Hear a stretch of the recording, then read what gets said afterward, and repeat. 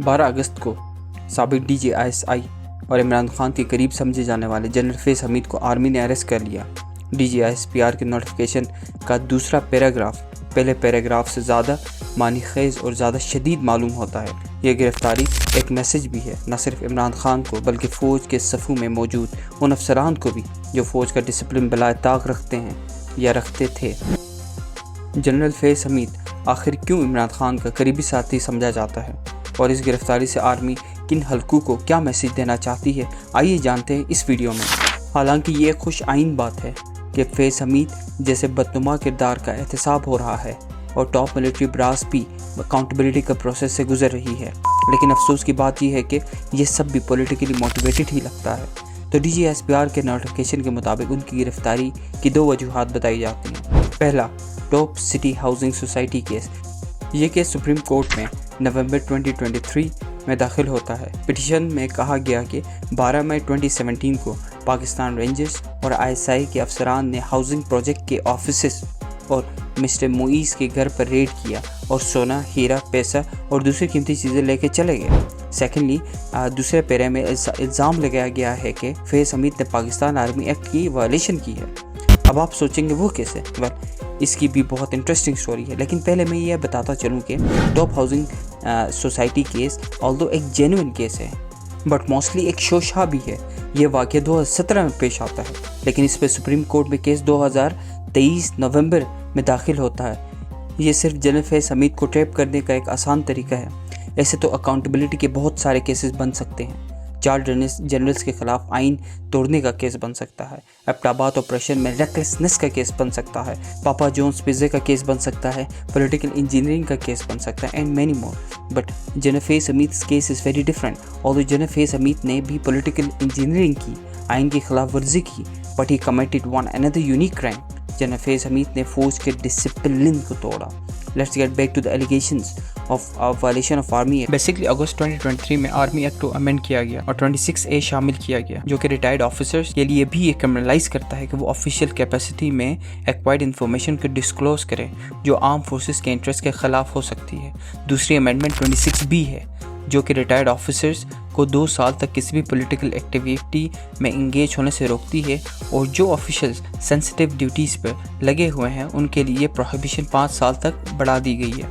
इन amendments का 2023 में होना और 2024 में जनरल फैज़ हमीद के ख़िलाफ़ इनका इतलाक़ होना कोई कोइंसिडेंस नहीं है, बल्कि ये सब कुछ केयरफुली मैनेज किया गया है।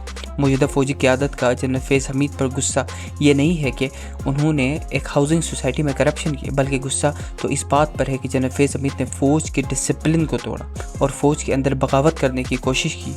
इमरान खान और जनरल बाजवा के 1 पेज का रोमांस जब टूटा तो जनरल फैज़ हमीद ने बाजवा को डबल क्रॉस करते हुए इमरान खान की भरपूर सपोर्ट की। 2022 में जब new chief of army staff को सिलेक्ट करना था तो जनरल फैज़ हमीद पेशावर के कोर कमांडर थे। उन्होंने भरपूर लॉबी चलाई कि वो खुद चीफ ऑफ आर्मी स्टाफ बन जाए और जनरल आसिम मुनीर के खिलाफ सरतोड़ मुखालिफत की, लेकिन जब उनकी दाल ना गली और chief of army staff general Asim Munir बन गए तो जनरल फैज़ हमीद ने अर्ली रिटायरमेंट ले ली। उर्दू का मुहावरा चोर की दाढ़ी में तिनका इन सब इवेंट्स का सही नक्शा छापता है। Too many credible journalist general Faiz Hameed कुछ दिनों पहले भी PTI के रहनुमाओं से राब्ते में थे और उन्हें पॉलिसी स्ट्रेटजिक गाइडेंस देते थे।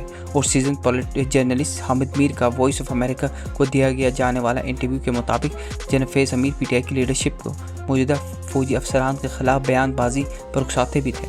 मोरओवर जर्नलिस्ट एजाज अहमद के मुताबिक जनरल फैज़ हमीद पर चार्जशीट के 10 से 12 नुकात हैं, जिनमें से एक 9 मई के वाक़यात में जनरल फैज़ हमीद की इन्वॉल्वमेंट काबिल इल्ज़ाम है। इमरान खान से जनरल फैज़ हमीद की कुर्बत की दास्तान बहुत लंबी है। फॉर एग्ज़ाम्पल मैं एक बड़ा ही इंटरेस्टिंग वाक़या आपको सुनाना चाहूँगा। ये दिन था 16 जून 2019 का।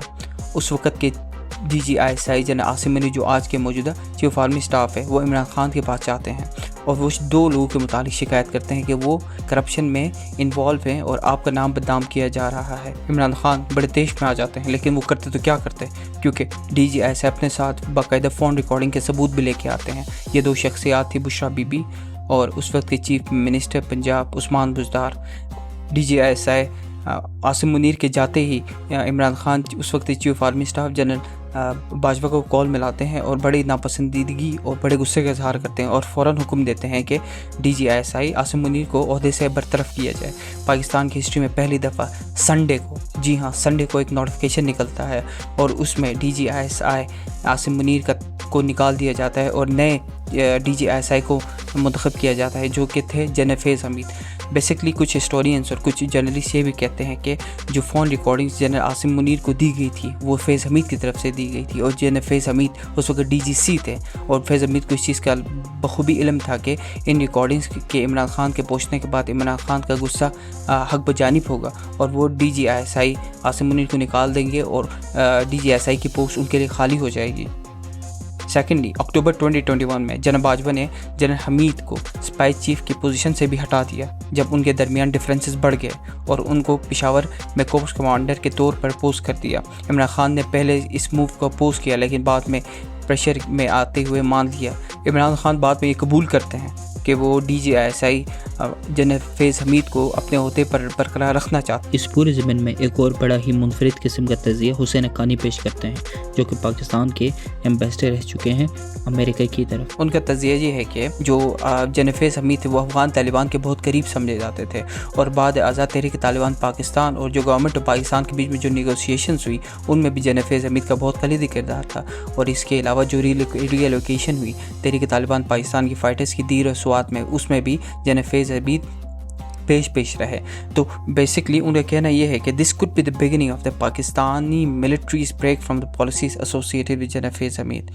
So if you like this video, please like, subscribe and share. Until next time, be aman Allah.